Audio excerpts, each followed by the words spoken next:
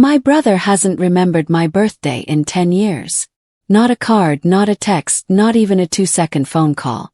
But the week of my college graduation, a moment I spent 4 years of blood, sweat, and late nights working toward. He demanded that I cancel my ceremony to babysit his kids for a last-minute weekend getaway. When I said no, he blew up my phone with messages calling me selfish, entitled, and fake family. He sent one final text. "After everything we've done for you, this is how you repay us?" I didn't argue. I didn't scream. I just replied with a single screenshot. Exactly 30 minutes later, my phone rang.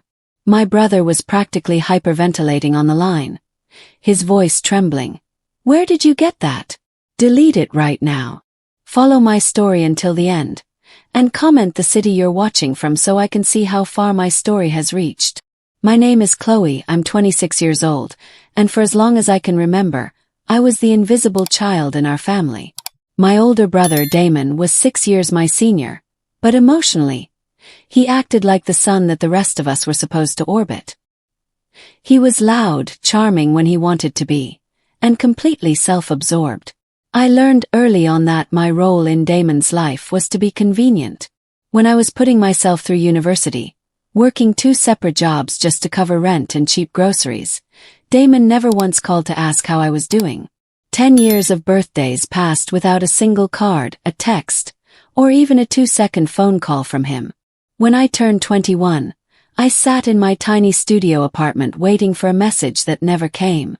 When I landed my dream internship after competing with hundreds of applicants, he didn't even acknowledge the news in our family group chat.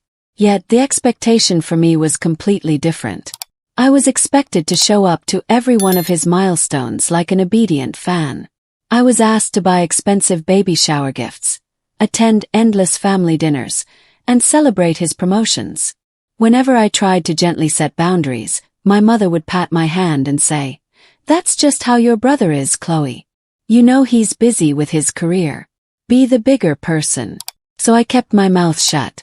I worked 60-hour weeks balancing my studies and my jobs, burning the candle at both ends until my hands literally shook from exhaustion.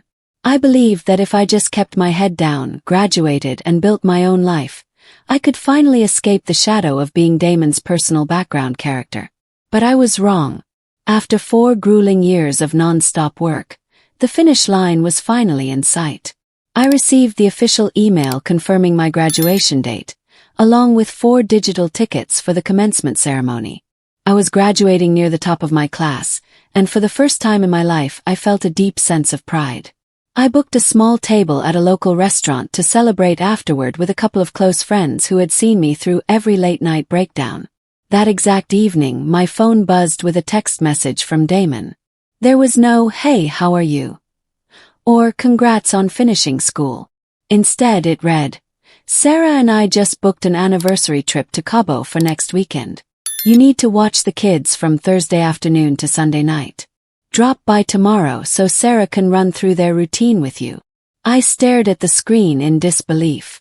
Next weekend was my graduation. I took a deep breath and typed back a polite reply. "I can't do that weekend, Damon. That's my university graduation ceremony on Friday, and my celebration dinner is Saturday. You'll have to find another sitter." Not even 2 minutes later, 3 dots appeared on the screen, followed by a reply that made my blood run cold. "Is this a joke? We already paid for the flights. You need to cancel your dinner and figure it out. Family comes first, Chloe." I stared at the screen, my hands shaking with anger. Cancel my graduation. The ceremony I had poured 4 years of my life, sweat, and tears into, just so he could go sip drinks on a beach. I texted back immediately. "I am not canceling my graduation, Damon. I've worked too hard for this. Find a professional babysitter." Within 10 minutes my phone rang. It wasn't Damon, it was my mother. "Chloe," she sighed, her voice dripping with disappointed authority. "Your brother is furious. Why are you being so difficult? It's just a quick trip for their anniversary." "Mom, it's my graduation," I pleaded, feeling a knot form in my throat. "I've waited 4 years for this day." "You're just walking across a stage for 2 hours, Chloe," she replied casually. You can always get your diploma in the mail. Damon and Sarah spent thousands on non-refundable tickets. Be reasonable. You know how stressful their lives are with the kids. Can't you just be the bigger person for once? Hearing my own mother dismiss my proudest achievement broke something inside me. I hung up without saying another word. Seconds later, a notification popped up on my screen. It was a massive wall of text from Damon. He didn't just insult me. He tore into my entire character. "I can't believe how selfish and ungrateful you've become," his text read. "We've treated you like family, welcomed you into our home and supported you. And the one time we ask for a simple favor, you pull this victim act. You're fake, Chloe. After everything we've done for you, this is how you repay us. After everything we've done for you." Those words burned through my eyes. And suddenly, a long-buried memory surfaced in my mind. Those 6 words, "after everything we've done for you," sent a cold wave of realization through me. I sat down at my desk, opened my laptop, and began digging through a digital folder I hadn't touched in years. When our grandfather passed away right before I started college, he had promised me that I wouldn't have to worry about tuition. But when the time came to pay my first semester fees, my parents told me the money was gone. They claimed Grandpa had made bad investments near the end of his life, leaving behind nothing but medical bills. I had believed them, taking out loans and working myself to the bone. Now, with Damon's cruel words echoing in my head, I logged into the archived family estate portal that my grandfather had set up before his mind began to fade. I had saved the login details years ago, buried deep in my old emails. My hands trembled as I navigated to the transaction ledger from 5 years ago. And there it was, black text on a white screen, plain as day. Grandpa hadn't lost his money. He had left a $45,000 educational trust strictly designated for my university tuition. But because Damon was listed as the co-executor of the estate alongside my mother, he had executed a legal transfer of those funds. I scrolled through the attached bank receipts. On the exact day my tuition money disappeared, $45,000 was transferred directly into Damon's private account. The memo attached to the transfer, written in Damon's own handwriting on the official bank slip, read, "Wedding expenses and personal debt consolidation." He hadn't just neglected me. He had stolen my entire future, forcing me into years of grueling labor, while pretending he was the golden child. I sat in the dark of my room, staring at the screen as tears of anger burned my eyes. All those nights I spent crying from exhaustion, working double shifts while studying for exams, were because my own brother had stolen my life savings to fund his lavish wedding. And then he had the nerve to demand I cancel my graduation to watch his children. I didn't yell. I didn't send a long, emotional paragraph explaining how broken I felt. Instead, I took a single screenshot of the official bank ledger, the document showing the $45,000 transfer from Grandpa's estate, complete with his signature, the date, and the memo reading, "Wedding expenses and personal debt consolidation." I hit send. For 30 minutes, there was complete silence. No texts, no group chat notifications, nothing. Then my phone began to vibrate violently. It was Damon. I let it ring 3 times before I picked up, keeping my voice completely emotionless. "Hello." On the other end of the line, the arrogant, patronizing brother was completely gone. Damon was hyperventilating, his breath ragged and shallow.